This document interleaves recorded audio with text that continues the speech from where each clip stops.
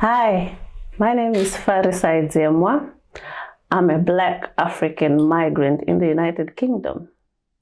Thank you for this opportunity to tell my story because I think it's high time we told our own stories as they are and as they should be, because they've been told for us for far too long. I'm originally from Zimbabwe, and I was born in a village called Murewa. I was born to teachers. My dad was a teacher, my mom was a teacher. Actually, my dad was a headmaster in a primary school. But my dad passed away when I was about four and a half. And so after that, it was just my mom. I moved a lot. I like to emphasize that because I moved 9 schools in primary school. And still, I was always top of the class. I take pride in sharing that always. Anyway, just before I finished primary school, we moved to the city, Harare, where we lived in Lochinvar, where I did my grade 6. And then we moved to Waterfalls. And I think I can safely say that's where I grew up. I finished primary school, went to secondary school in Waterfalls. As a young child, I had a happy child. You could say I was spoiled, actually. My mom did her best to make sure that we had everything. Maybe she was compensating because she wanted to cover up for that missing dad. So we got everything we needed when we were young. She had 3 jobs. I'm always applauded her for that. And then high school, I was in Harare. I went to an A school, which I'm grateful for as well. That's where I learned to speak English the way I speak it. And I'm proud because it helped me when I got here.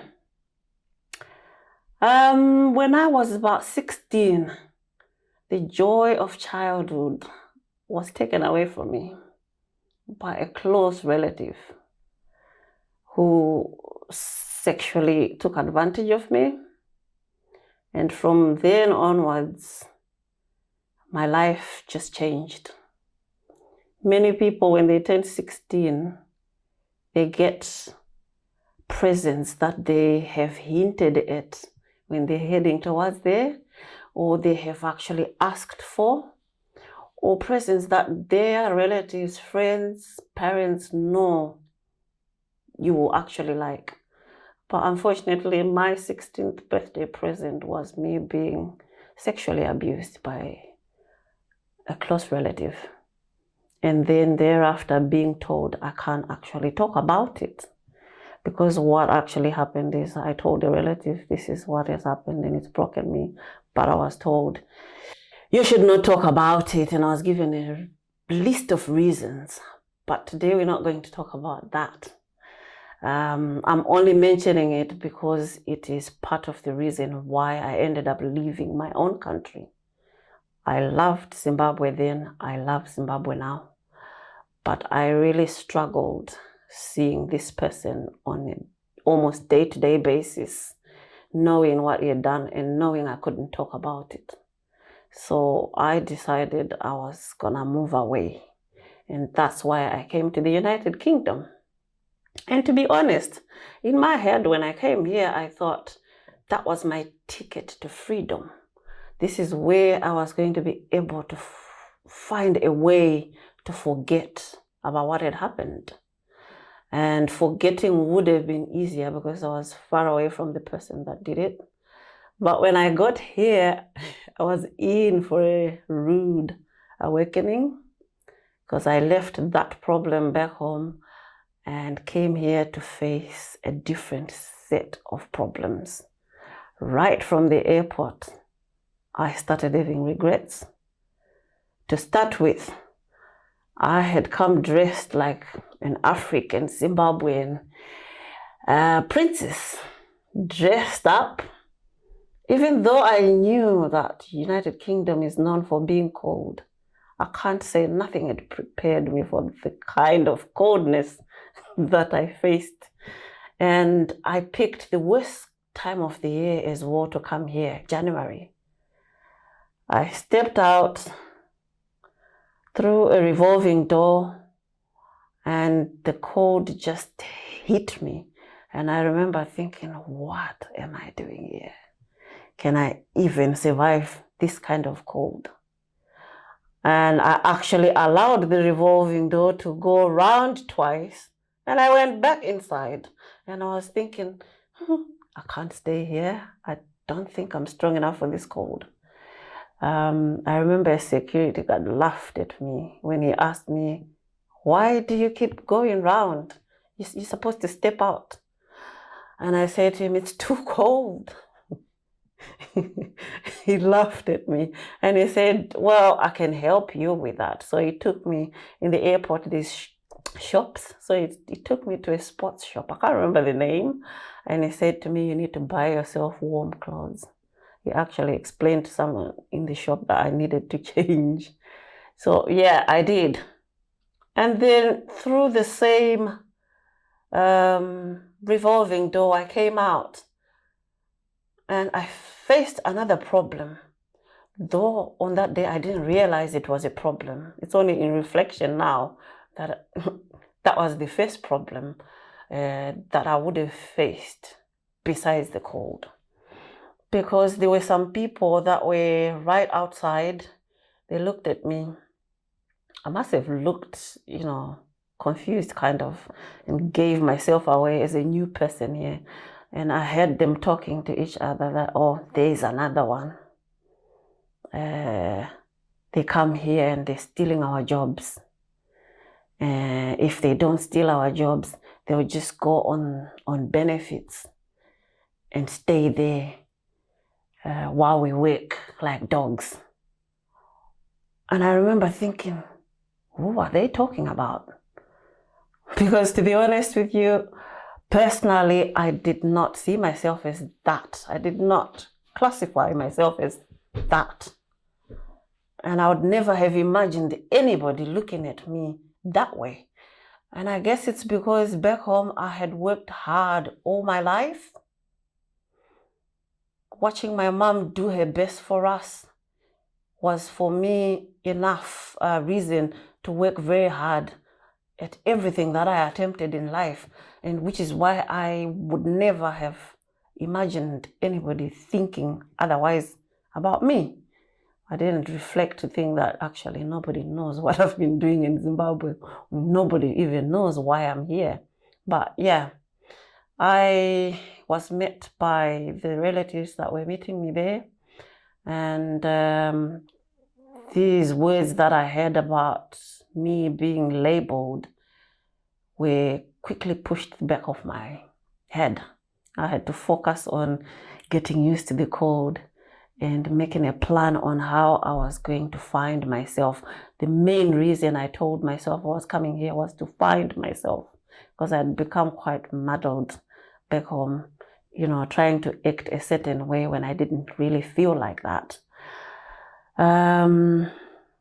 And I then faced another problem where the person I stayed with when I got here was scared for me to go anywhere because I hadn't actually decided what I wanted to do. And she was well aware that you need specific paperwork that relates to why you're here. And I had come as a visitor. So I think she was worried about that because she knew I was here without a specific time frame. Anyway, I ended up working for people in their houses, almost working as a childminder, I did school runs for people. And I remember thinking, what kind of freedom is this? I've left a very good job back home. I had a managerial position. I was earning enough.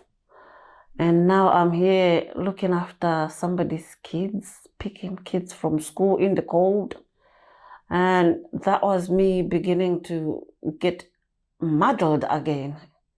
And on reflection, you leave one problem and you tell yourself you're finding a solution. And you never really actually imagine you will face other problems while you're trying to find a solution. You just kind of tell yourself, this place is going to give me a solution. And you imagine it's just going to be there, laid out for you. At least that's what I thought. Because I heard a lot of people saying, United Kingdom, their currency is powerful, everything is first class, they are way ahead of us. You get there and you're like sorted. And so I thought I didn't even need that much time in this country to sort myself out and then work a plan of how to progress my life with my son. I actually left my son when I came because I didn't know what to expect. I didn't know what kind of place I was going to stay in. I didn't know if my relative was going to accept me with baggage. And I say baggage not because I considered myself my son baggage, but the culture where I come from, if you're a single mom, you might as well call your son or daughter or kids baggage because you get so many labels out of it. And that would have been as well a secondary reason why I felt I needed to get away for a while, because it seemed like I faced one problem after another, lose my dad, get sexually abused, and then got pregnant without being married. And I found myself piling labels, and I didn't like labels. I still don't like labels, which is why it's kind of ironic that the solution that I picked was on one side a solution, on the flip side a problem, because it came with its own labels. I ended up studying. I did nursing. And while I was studying, I did part-time work as a care assistant, as a support worker. And I found the labels starting to pour in from all angles. And that's when I started remembering those words that I heard as I came out of the airport, when people were saying, there's another one who's come to take our job. I was to hear that several times in the different jobs that I worked, being accused of stealing jobs, being accused of being a parasite, being accused of being a liability. And those were very painful words to listen to, because I'm a proud African woman. And I take pride in the fact that I was brought up to earn my way in life, earn respect, earn money, earn whatever label, whatever anybody calls me. But somehow the labels that came, I don't feel I earned them. And I don't feel anybody should have been labeling me that way. And ironically, again, back home, I was told, shush, don't talk about your abuse, because it comes with a lot of adverse effects on your life. Then I got here, I'm getting this list of labels. And again, I'm being told by the relative here and by the fellow Zimbabwean friends that I made here, that I actually need to shush again, keep quiet about the discrimination, about the mistreatment, about the misjudgment, about the labels that I didn't deserve. I was told to not speak about it because I would put myself at risk of losing a job. And if I lost my job, I wouldn't be able to pay my way in life, accommodation, and I would end up homeless. And that was a scary thought. England is cold. Being homeless in England to me was a scary thought. I had to learn another way of acting like everything was normal. This time, though, it wasn't that difficult, because the same way I learned to act like I didn't suffer abuse, the same way I learned to act like everything was okay when I was back home, it's just the same strategy that I picked up again and learned to act like I didn't care that I was labeled. I didn't care that I had to always go the extra mile when I was working in order to be appreciated. And I had to pretend even that I wasn't aware that there was discrimination or there was racial differences. And it's painful. Acting, if you're being paid for it, I think it makes it worth it.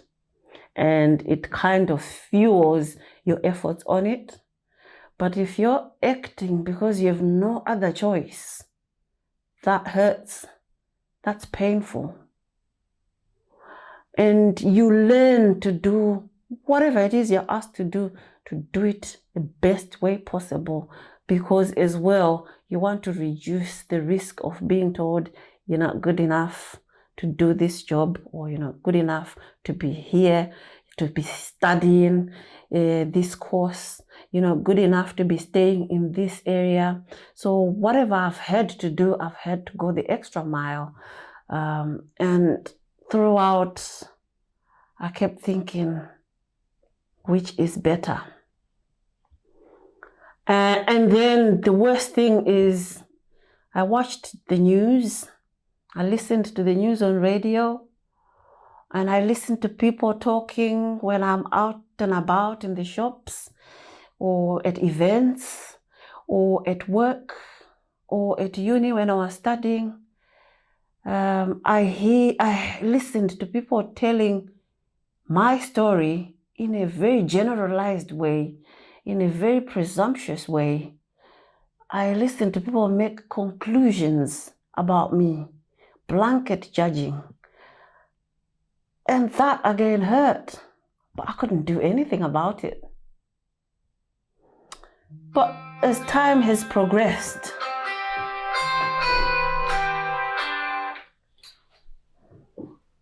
as time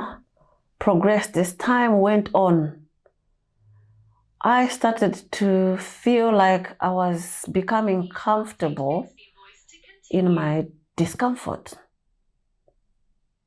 When you think of it, how is that right? How can that be good for anybody?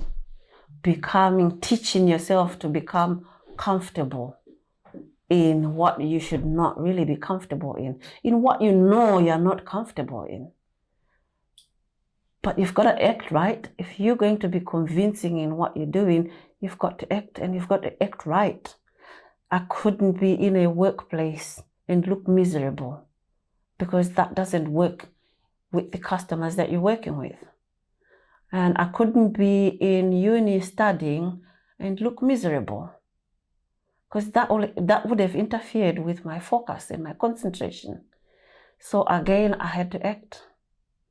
And when I say this and reflect, I think many of us migrants, especially Black migrants, because we stand out, we've all had to learn to act. And when I think about that, I'm 48 this year. It means the bulk of my adult life, I've been acting. And I've been here 20 years, going 21 now. That is like a lifetime of acting, and it's sad. And today I am sharing my life, my story, to get people reflecting, to get people thinking, and to paint pictures, to the right picture to everyone about the realities of our lives. You are labeled that you are a liability when you're working 60 hours a week and you're paying your taxes, and you don't have parents living in this country that are going to be looked after by the taxes. When you think about it, the taxes that I've paid goes a long way to looking after people, the elderly, the sick. And yet still the label sticks. That hurts. That is painful. And I think even if it doesn't change anything for me, talking about it is paving way for other people to talk about their own experiences and get our own people thinking and reflecting about what is happening to us.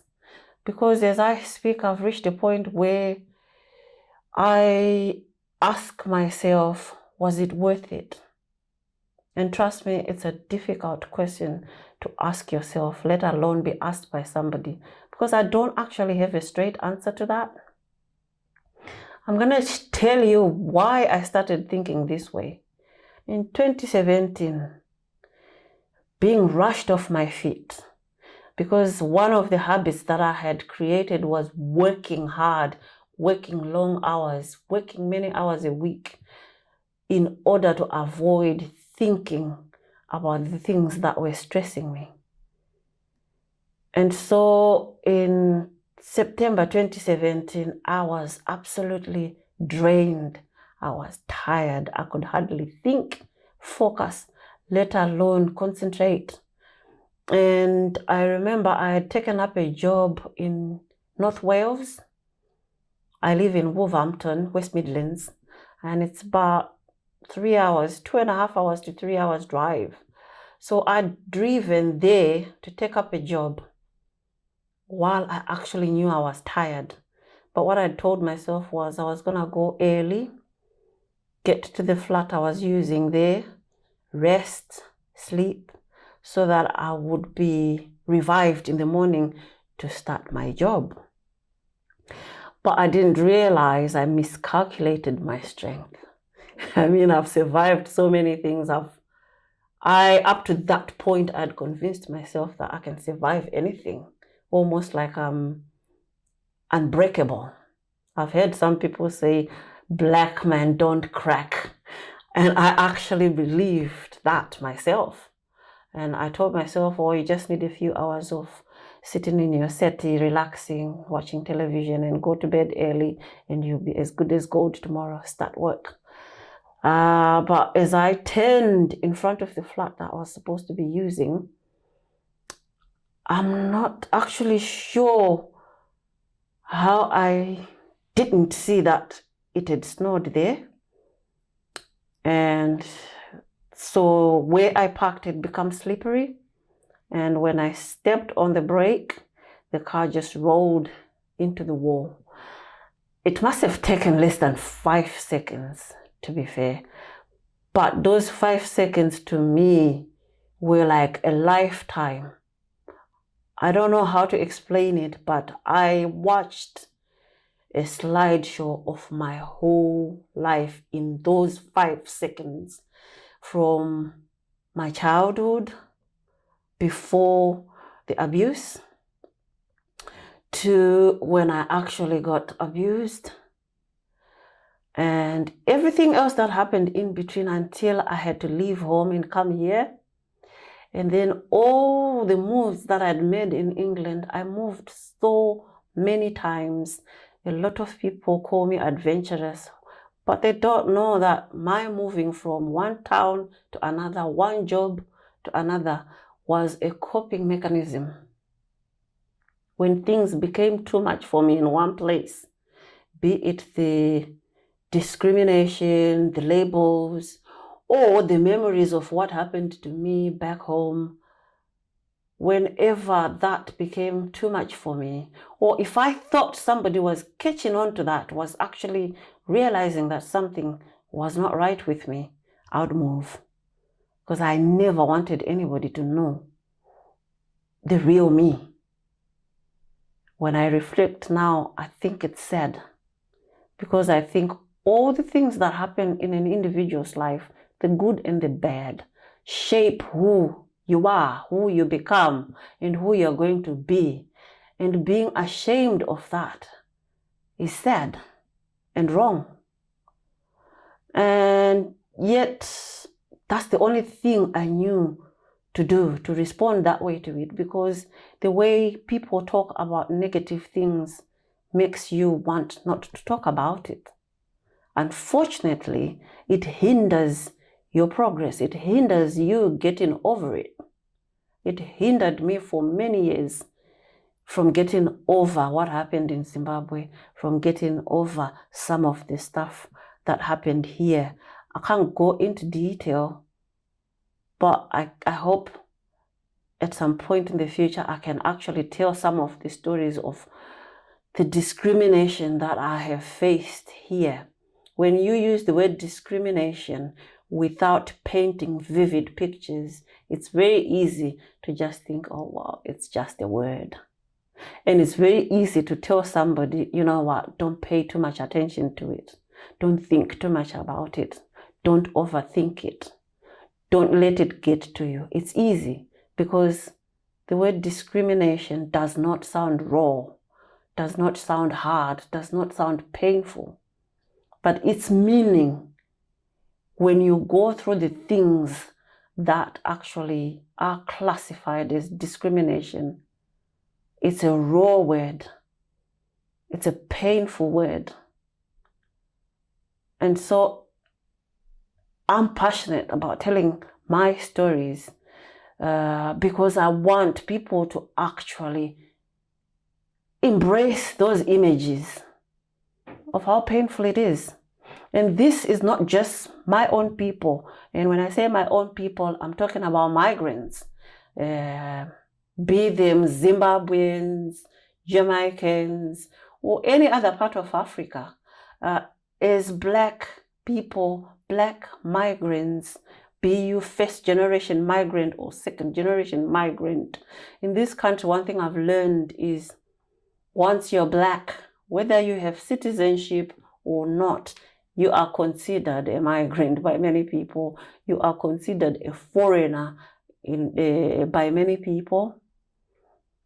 And another word that's used that actually really gets to me is alien. I mean, yeah, literal meaning, you can get what they mean.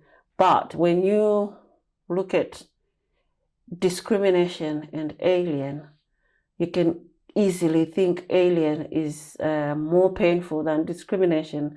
But the meaning actually, discrimination is worse because alien basically means foreign.